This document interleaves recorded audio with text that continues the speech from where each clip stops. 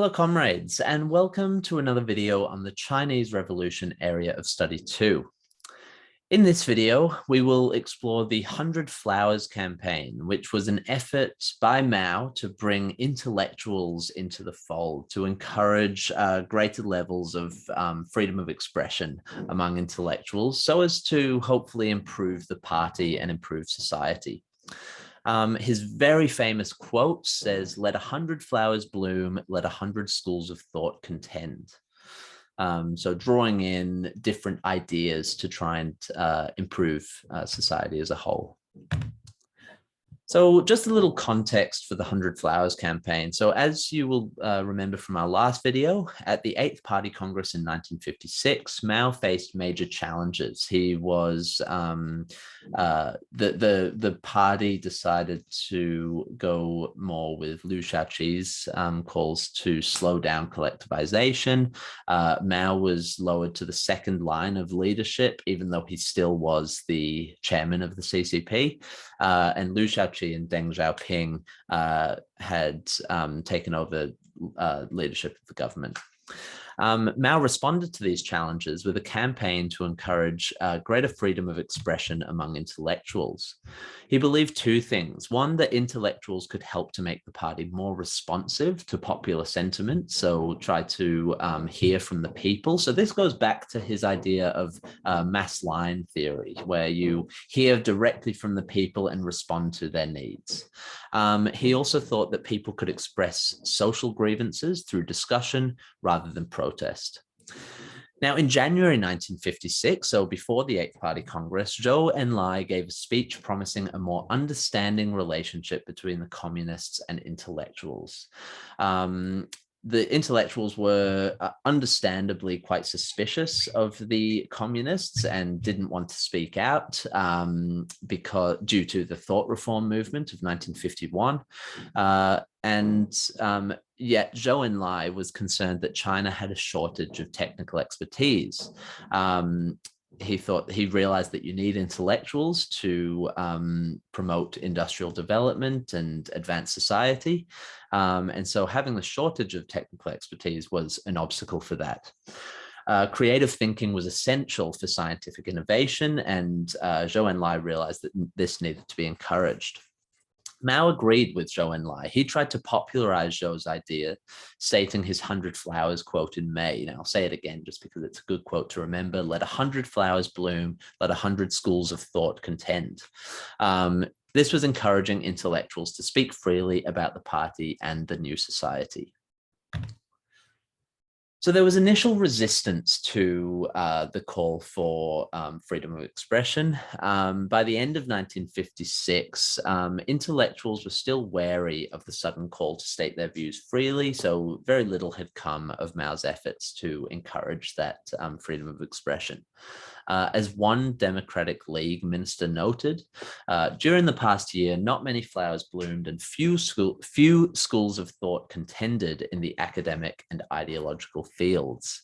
The higher intellectuals are still suspicious. Now, apart from Mao and Zhou, most party leaders were reluctant to unleash popular criticism.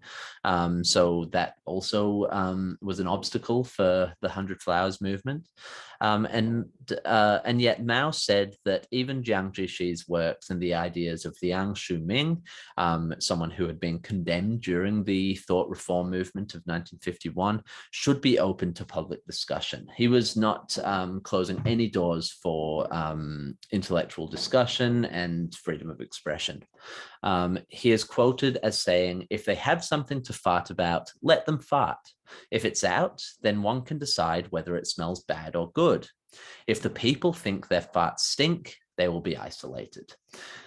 You'll see quite a few quotes from Mao about farts and shits and things like that. It was definitely a recurring motif for Mao. On contradictions, so on the 27th of February 1957, Mao attempted to reinvigorate the 100 Flowers campaign with a speech titled "On the Correct Handling of Contradictions Among the People." He gave the speech to the Supreme State Conference, which was a non-party forum made up of communists, scientists, academics, writers, and delegates of the Democratic parties. It was significant that Mao chose to address a non-party forum as it showed his frustration with his CCP comrades. He was trying to, in a similar way to how he appealed to the provincial cadres about collectivization, he was trying to bypass the central administration. Now, although class conflict had seemingly ceased, Mao argued that contradictions among the people were still bound to occur, which should be resolved peacefully among the people by the Maoist approach of unity, criticism, unity. In Mao's view, there was no harm in contradictions. He is quoted as saying, "They are just contradictions, that's all. The world is full of contradictions." By April 1957, Mao had won over most of his colleagues. So he had really pushed for the 100 Flowers campaign and pushed for greater allowance for contradictions. And so by April, he'd won over most of his CCP colleagues. Mao made a 3-week train journey through Eastern China, where he encouraged non-party intellectuals and did his best to ease the concerns of provincial cadres. On the 13th of April, 1957, the People's Daily, the communist newspaper in China, released an editorial promoting the 100 Flowers campaign, and the first critics began to speak up. Blooming and contending. So Mao said, "Let 100 flowers bloom." And by May 1957, signs of lively blooming and contending were appearing, but this soon grew into an outpouring of criticism and resentment. Once the floodgates opened, it really flooded. Dissatisfaction with the new regime flooded in through public meetings, letters to the press, and posters at universities and public buildings. Academics called out meddling by communists in intellectual matters. The work style of party cadres was compared to the corruption of GMD bureaucrats. People expressed frustration at the CCP's monopoly on political power. One critic said the PRC constitution was only good for toilet paper. And even Mao was criticized for his arbitrary and reckless character. So even Mao, with his cult of personality and having encouraged this contending of thought, was criticized as well. The 100 Flowers campaign mainly involved students and academics, but workers went on strike in some cities. Students rioted at some universities, and popular unrest was mounting. So if we go back to what Mao had hoped to achieve, he thought that people could express social grievances through discussion rather than protest. And it turned out that that discussion led to protest. Poisonous weeds. So Mao was shocked at the criticism unleashed by the 100 Flowers campaign. He assumed that it would be constructive and would single out practices or individuals within the communist administration, but he didn't expect the outpouring of resentment at the system itself and the way society had been restructured. Historian Rana Mitter says that Mao had hoped for moderate criticism of the details rather than the fundamentals of life in the new China. On the 8th of June, 1957, an editorial in the People's Daily announced that denunciations of the party would no longer be tolerated, signaling the end of the 100 Flowers movement.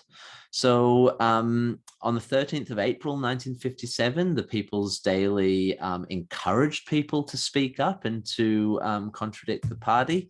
By June, they had completely gone against that and announced that denunciations would no longer be tolerated.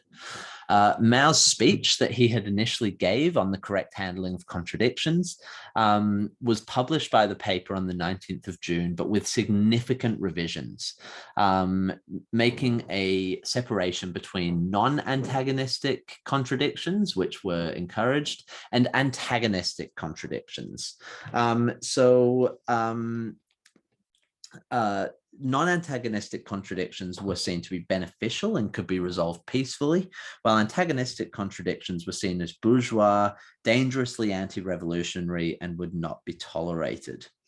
Mao said that this was like distinguishing between fragrant flowers and poisonous weeds, adding that any word or deed at variance with socialism is completely wrong. So much for letting 100 schools of thought contend. Now, after just 5 weeks, the cultivation of flowers turned into the pulling of weeds. Deng Xiaoping was appointed to direct an anti-rightist campaign to target the intellectuals and students that were speaking out against the CCP. Tens of thousands of academics and students were put through struggle sessions and self-criticism meetings. Institutions that employed intellectuals were given a quota, that should say quota, not quote. They had to expose 5% of their staff as rightists, and those that didn't, the head of those institutions were targeted as rightists. Between 300,000 and 400,000 rightists were sent to the countryside for re-education through labor in prison camps. Their terms of labor could be up to 10 or 20 years. So really, people who had initially been hesitant to criticize the new regime and then had been encouraged, now they were being labeled, those that did were being labeled as rightists and were sent for re-education in labor camps. Thousands lost their jobs or were demoted to positions far below their qualifications. Even people whose partners were judged as rightists were urged to seek a divorce and were encouraged to leave their partners.